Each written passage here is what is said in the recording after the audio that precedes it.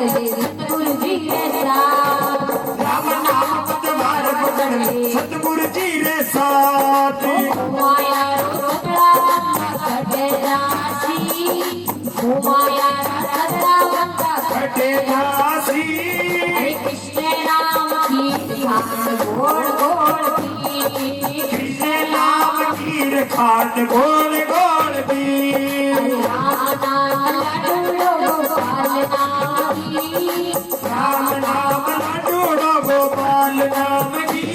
हरे कृष्ण नाम की ध्यान गोल गोल की, ओ कृष्ण नाम कीर खाट गोल गोल भी। ओ कृष्ण नाम की ध्यान गोल गोल की, कृष्ण नाम कीर खाट गोल गोल भी। कृष्ण नाम की ध्यान गोल गोल की। ओ कृष्ण नाम कीर खाट गोल गोल भी। बोला जम्बेश्वर भगवान की, विष्णु भगवान की, ओ माता की। इस जगत में भगवान के नाम से मधुर कोई पदार्थ नहीं। ये एक गहरा दरिया है, जो इस गहरे दरिया के अंदर जितना गहरा गोता लगाएगा वो उतने ही अनमोल रतन प्राप्त करेगा। इस दरिया के अंदर गोता लगाने से चोर भी साहूकार बन जाता है, पंडित भी ज्ञानवान बन जाता है। यहाँ बताया गया जांबोजी महाराज के पास उनकी बुआ तांतु मिलने के लिए आया। बुआ तांतु ने देखा कि बहुत दिन हो गए हैं, मैं अपने भतीजे का दर्शन करके आया। तो बुआ तांतु आज पीपासा गांव में आई और जांबोजी महाराज को देखा कि जांबोजी महाराज बहुएं चराकर अपने गांव में वापस आ गए। अपने भतीजे को देखकर बुआ श्री ने कहा कि अरे मेरा भतीजा तो बहुत बड़ा हो गया है, अब तो इसका विवाह करना चाहिए। तब लोहट बाबा ने बुआ तांतु को कहा कि इसकी माँ हंसा भी कहती है, माए जाने मारे बहुत आवे और बाजे ढिर्द बधाई, परंतु ये तुम्हारा भतीजा विवाह नहीं करना चाहता। आज बुआ तांतु भगवान के पास बैठी, भगवान श्री से जब बातें की तो भगवान श्री ने बताया कि सतयुग में भक्त प्रहलाद के दिए हुए वचनों को पूरा करने के लिए मैं यहाँ कलयुग में आया। और वंश परंपरा तो दो कारणों से बढ़ती है, एक नाद परंपरा और दूसरी विंद परंपरा। एक परंपरा गुरु से बढ़ती है और दूसरी परंपरा पिता से बढ़ती है। लेकिन इस कलयुग की मरुभूमि में मैं गुरु की परंपरा को आगे बढ़ाने के लिए आया। मैंने सतयुग में भक्त प्रहलाद को वचन दिया था, उन्हीं वचनों को पूरा करने के लिए मैंने कलयुग में अवतार लिया है। जब बुआ तांतु ने भगवान श्री के मुख से ऐसा सुना, बुआ तांतु ने कहा, हे भगवान, आपने तो सतयुग की बातें बता दी, और यदि आप साक्षात भगवान विष्णु हैं तो आप मुझे बताइए कि पूर्व जन्म में किस पाप के कारण मुझे मात्र सुख से वंचित रहना पड़ा।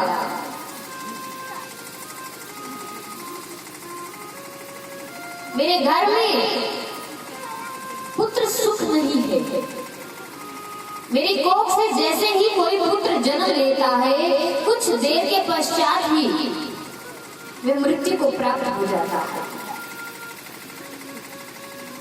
और यदि आप भगवान विष्णु का अवतार है, तो आप ये बताइए कि पूर्व जन्म में मैंने ऐसा कौन सा पाप किया था जिसके कारण मुझे ये सजा मिली है।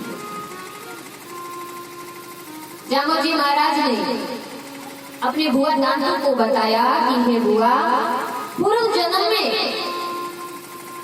आप एक नहारी थी, भेड़िया थी,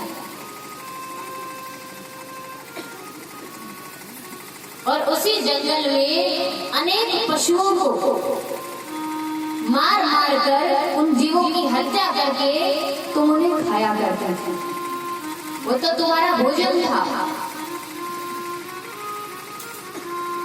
लेकिन एक दिन क्या हुआ, उसी जंगल के अंदर एक गौ माता ने अपने बछड़े को जन्म दिया। वहां पे वो नाहरी, वो भेड़िया भी थी, और उस समय उस भेड़िए के मन में भी गौ माता को देखकर और उसके बछड़े को देखकर अंदर मात्र भाव से वो ममता जग उठी। और उस समय तुमने उस गौ माता और बछड़े को कोई भी कष्ट नहीं दिया। तुम एक हिंसक जीव थी, यदि तुम चाहती तो गाय को मार सकती थी। वो बछड़ा अपनी माँ के दर्द में बिलक बिलक कर अपने आप मर जाता। और यदि तुम चाहती तो तुम बछड़े को मार सकती थी। वो गौ माता अपने बछड़े के दुख के अंदर अपने प्राण त्याग देती। परंतु उस दिन तुमने स्वयं उन्हें कोई नुकसान नहीं पहुंचाया और अन्य हिंसक जीवों से उस गौ माता की रक्षा की। उसी गौ सेवा के प्रताप से, गौ माता की रक्षा के कारण ही आज तुम्हें मानव जीवन मिला है। बोले गौ माता की। गौ माता की सेवा के कारण हुआ तांतु को मानव जीवन मिला। अनेकों कथाएं गौ माता के संदर्भ में आती है कि हमारे जो 28 प्रकार के नरक हैं, उन नरकों में वैतरणी नदी को पार करने के लिए हमें गौ माता का ही सहारा लेना पड़ेगा। सर्वदेवमयी गौ माता। रामचरित्र मानस में आता है, राजा जनक जी जब अपने शरीर को पूर्ण करने लगे, उसी समय उनके पास भगवान विष्णु के दूत आ गए। भगवान विष्णु के दूत राजा जनक को ले जाने लगे तो थोड़े से नरक का दर्शन करा दिया। नरक के ऊपर से वो विमान जाने लगा तो नीचे कुछ जीव थे जिनमें हाहाकार मचा हुआ था, और जैसे ही राजा जनक का विमान वहां से जाने लगा, उन जीवों को कुछ आराम मिला। वो नरक की यातनाएं उन जीवों को नहीं मिली। उन जीवों ने ऊपर आवाज लगाई कि इस विमान को कुछ देर के लिए यही रोक दिया जाए। तो राजा जनक ने उन पार्षदों से पूछा कि यहाँ ये शोर किन लोगों का? उन पार्षदों ने कहा, हे राजन, अब हम नरक के ऊपर से जा रहे हैं और नरक में जो ये जीव तड़प रहे हैं, ये उनका शोर है। और जैसे ही आपका विमान इस नरक के ऊपर से जाने लगा तो उन्हें कुछ शांति मिल गई।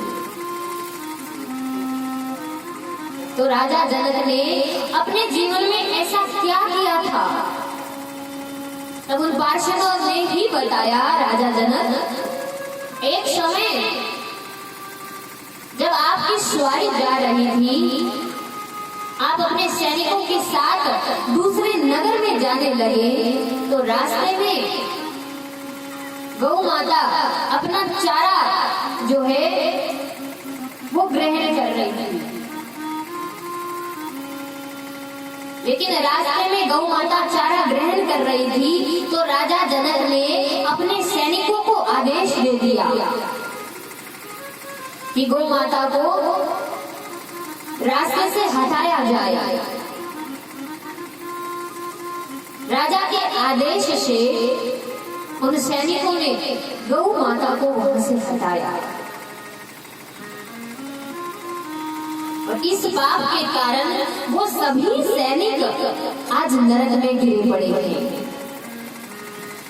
जामोजी महाराज ने अपनी वाणी में बताया, कहते चरती पीड़ती गौ बिगाड़ी, ये दोष बताया कि जहां भी गौ माता चाहे अपने बछड़े को दूध पिला रही हो या चाहे गौ माता अपना चारा ग्रहण कर रही हो, यदि उस स्थान से उन्हें हटा दिया गया तो वो दोष लगता है, वो पाप लगता है और उस पाप का भी भुगतान हमें करना पड़ेगा।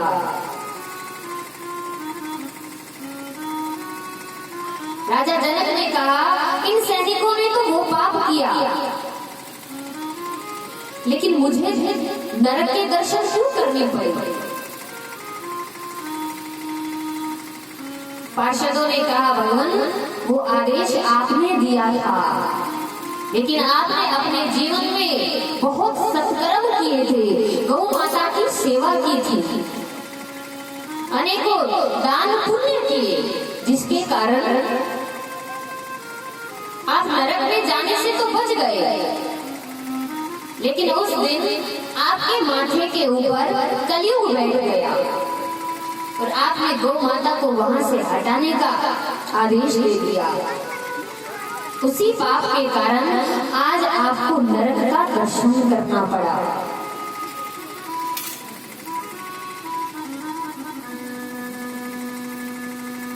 पापी जो लोग होते हैं उन्हें लेने के लिए यमराज के दूत आते हैं और जो भगवान के भक्त होते हैं, जिन्होंने अपने जीवन में सत्कर्म किया है, उन्हें लेने के लिए स्वयं भगवान के पार्षद आते हैं।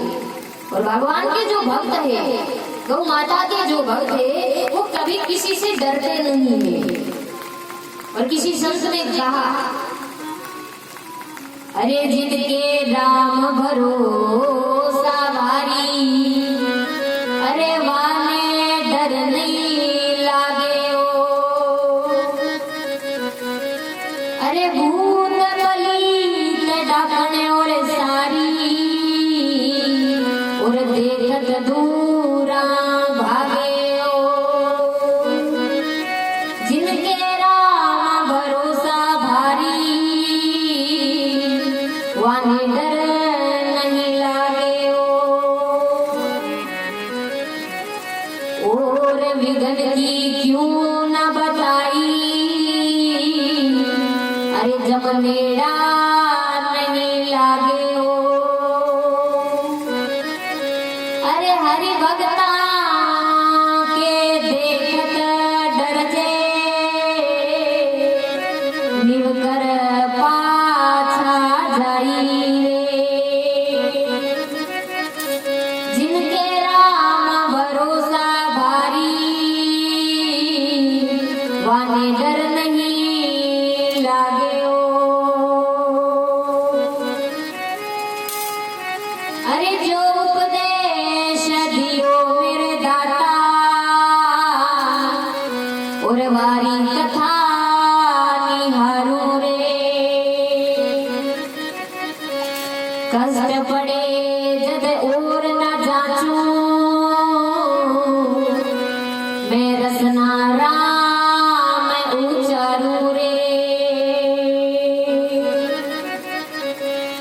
हरि का भजन बिन कबहु न उबरे, और कोटि जतन कर ली रामानंद सतगुरुरा शरणा जिन पे होए भजन लीजो रे। बोला जम्बेश्वर भगवान की, विष्णु भगवान की। हमारे बीच आदरणीय संत श्री पधारे हैं, सभी जोरदार तालियों के साथ एक बार उनका स्वागत करेंगे। बोलो जम्बेश्वर भगवान की।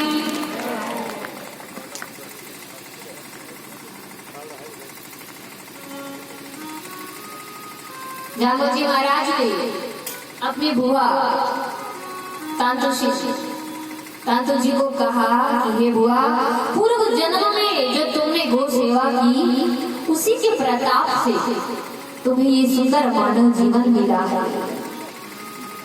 बुआ तांतो ने कहा, हे प्रभु, गौ सेवा के प्रताप से मुझे मानव जीवन तो मिल गया, लेकिन मुझे ये सुख दुख के झूले में बार बार क्यों झूलना पड़ा। मेरे गर्भ से पुत्र का जन्म होता है और उसी समय वो नष्ट हो जाता है। मैंने ऐसा कौन सा कर्म किया। भगवान श्री ने कहा, तुमने उस जंगल में जितने भी हिंसक जीवों को मारा, अपने स्वार्थ के लिए मारा, वही जीव अपने कर्म का भुगतान करने के लिए तुम्हारे गर्भ से ही जन्म लेते और उसी समय तुम्हें दुख पहुंचा कर चले जाते।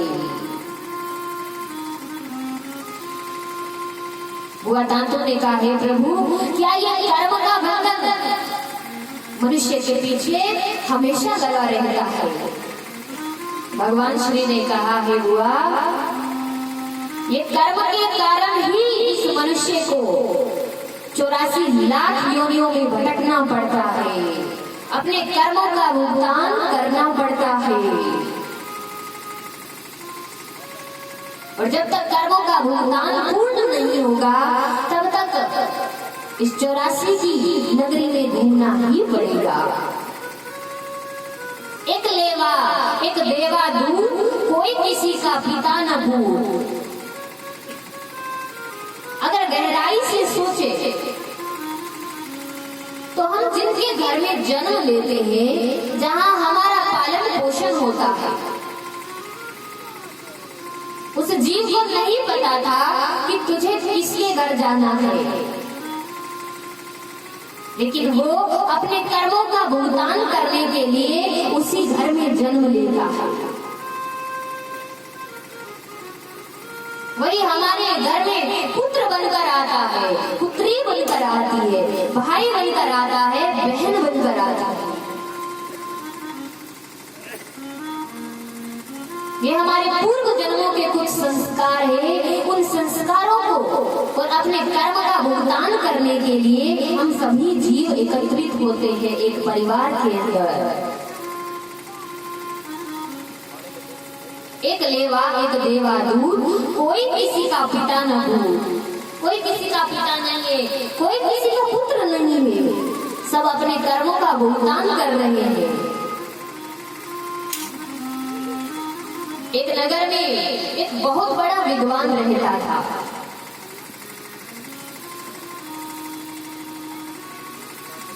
वो विद्वान ब्राह्मण ज्योतिष जानता था। घर में किसी भी प्रकार की कोई कमी नहीं, लेकिन पुत्र सुख भी नहीं हुआ। पंडित जी को पता था कि पूर्व जन्म के कारण मुझे इस जन्म में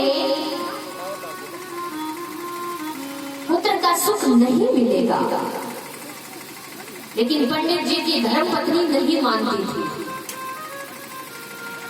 एक दिन क्या हुआ,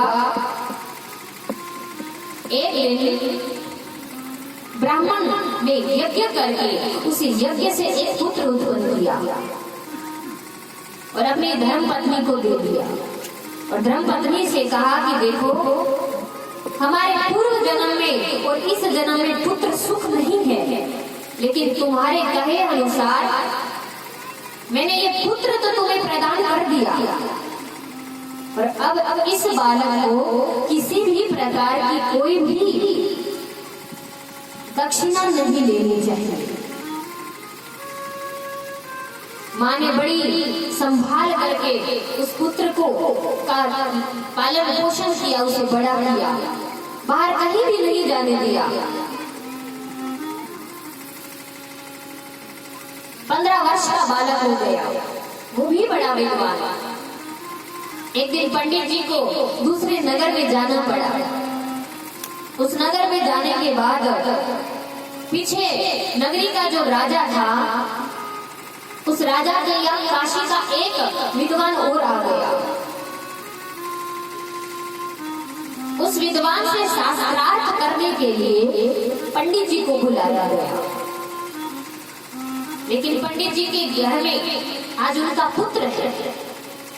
उस पुत्र ने अपनी माँ से पूछा, माँ पिताजी घर नहीं है, यदि आप आदेश दो तो क्या मैं राजमहल में जाकर उस विद्वान के साथ शास्त्रार्थ कर सकता हूँ? माँ ने पहले समझाया कि नहीं, तेरे पिताजी ने बाहर जाने से मना किया है। जब बालक ने थोड़ी जिद की तो माँ मान गई। माँ ने कहा, बेटा किसी से कुछ भी लेना नहीं है, तुझे कोई दक्षिणा नहीं लेनी। वो बालक राजमहल में गया, उस विद्वान पंडित के शास्त्रार्थ का उत्तर देता गया और वो जीत गया। राजा ने जब कोई उपहार देना चाहा तो उस पंडित के बालक ने कहा, नहीं, मेरी माँ ने कहा है कि किसी से भी कोई चीज नहीं लेना, कोई दक्षिणा नहीं लेनी। राजा ने सोचा, इस विद्वान बालक को मैं क्या दूं? तो राजा ने क्या किया, कुछ लड्डू बनवाए। उन लड्डू के अंदर एक एक हीरा जड़ दिया और एक डब्बे में अच्छी तरह से वो रख दिए। उस बालक को जब देना चाहा, उस बालक ने मना कर दिया। तो राजा ने कहा, बेटा ये कोई उपहार नहीं है, ये कोई उपहार नहीं है, ये तो केवल खाने की मिठाई है, तुम इसे ले सकते हो। वो पंडित का लड़का उस मिठाई को लेकर घर आ गया, अपने रसोई घर में रख दी और जैसे ही सांझ हुई तो उस ब्राह्मण बालक के पेट में दर्द होना शुरू हो गया। आज पिताजी घर पर नहीं है। माँ ने पूछा, बेटा तू बाहर जाकर किसी से कोई दक्षिणा तो नहीं लाया? ब्राह्मण बालक ने कहा, नहीं माँ, मैं दक्षिणा नहीं लाया। राजा ने मुझे खाने की वस्तु दी है, लड्डू दिए हैं। वेद बुलाए गए, चिकित्सक बुलाए गए, उस बालक के पेट में दर्द और आधी रात्रि के समय वो बालक पूर्ण हो गया, मृत्यु को प्राप्त हो गया। सुबह पंडित जी जब घर आए, अपने घर के बाहर लोगों की भीड़ देखी, अंदर जाकर देखा, ब्राह्मणी से पूछा कि अपने बालक को कहीं बाहर जाने दिया था क्या? ब्राह्मण ने सारा वृतांत सुना दिया कि राजा के यहाँ गया था। बोले कोई उपहार या दक्षिणा तो नहीं ली? बोले दक्षिणा नहीं ली, कुछ प्रसाद लेकर आया था। पंडित जी ने वो प्रसाद देखी और जैसे ही उन लड्डुओं को तोड़कर देखा तो उनमें एक एक हीरा जड़ा हुआ था। ब्राह्मण समझ गए। ब्राह्मण ने अपनी धर्मपत्नी से कहा, देख मैंने कहा था हमारे पुत्र सुख नहीं लिखा हुआ। उस आत्मा को राजा से अपना कुछ हिसाब किताब बाकी करना था, वो अपने हीरे लेकर और अपने कर्मों का भुगतान करके वो जीव चला गया। इसीलिए कहा गया कि एक लेवा एक देवा दूध और कोई किसी का पिता न हो। सब अपने कर्मों का हिसाब करने के लिए आते हैं। कोई किसी को सुख देता है या दुख देता है, वो भी हमारे कर्मों का हिसाब है। पूर्व जन्म में यदि हमने गौ माता की सेवा की है, किसी जीव की सेवा की है, वही जीव आपके घर में पुत्र या पुत्री बनकर आपके घर में आएगा और वही जीव आपकी सेवा करेगा। और यदि पूर्व जन्म में आपने किसे धोखा दिया है तो इसी जन्म में वो जीव आपके घर में चाहे भाई बनकर आए चाहे बहन बनकर आए, वो आपको धोखा ही देगा। और जब तक जीव ज्ञान में नहीं आएगा तब तक ये 84 के अंदर भटकता जाएगा। अब यदि हमारे साथ हमारे घर में और चाहे हमारे बाहर अगर हमें कोई धोखा देता है और हम भगवान का सत्संग सुनते हैं, भगवान की कथा सुनते हैं, तो हमें अनुमान लगा लेना चाहिए कि जरूर पूर्व जन्म में मैंने इसके साथ ऐसा किया था, इसलिए इसने इस जन्म में मुझे धोखा दिया है। यदि वो समझ गया तो 84 के चक्र से छूट जाएगा, और यदि नहीं समझा तो कल उसने धोखा दिया है, आज हम उसे धोखा देंगे, फिर अगले जन्म में फिर वो हमें धोखा देगा। ये कर्मों का जो खेल है वो चलता रहेगा, और कर्मों का भुगतान स्वयं को भी करना पड़ेगा। तब हुआ दांतु ने भगवान श्री से पूछा, हे भगवान, मैंने पूर्व जन्म में किया सो इस बार आप मुझे बताइए कि मुझे क्या करना चाहिए। मेरी अवस्था, मैं वृद्धावस्था को प्राप्त हो चुकी हूँ। हे भगवान, मेरा जितना जीवन अभी है मैं इस जीवन को सफल कैसे बनाऊं।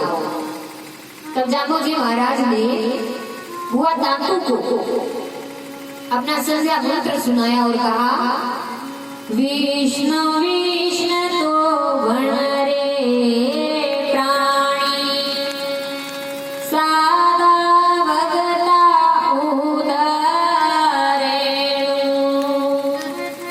देवला सोदानु दास वेदानु, मधुसूदनु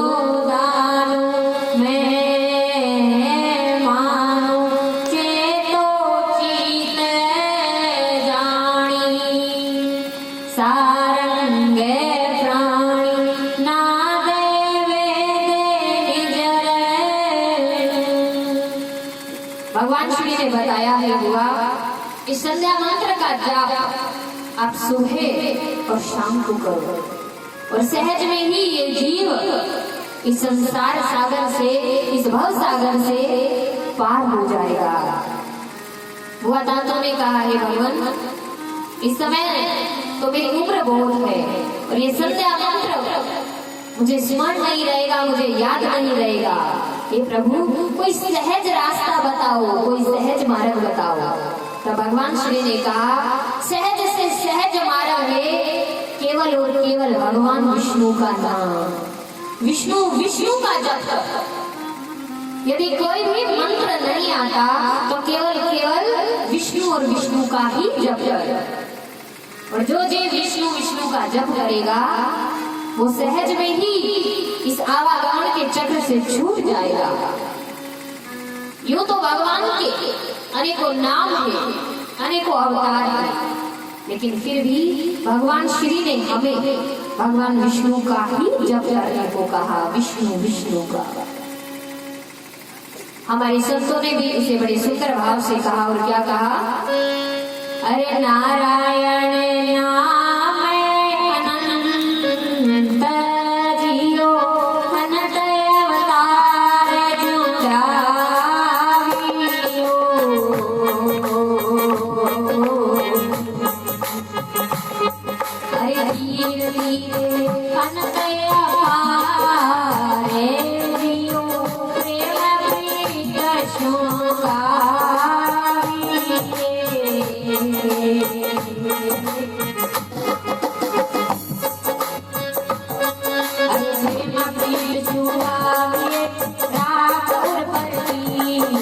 लोग लाज सब करे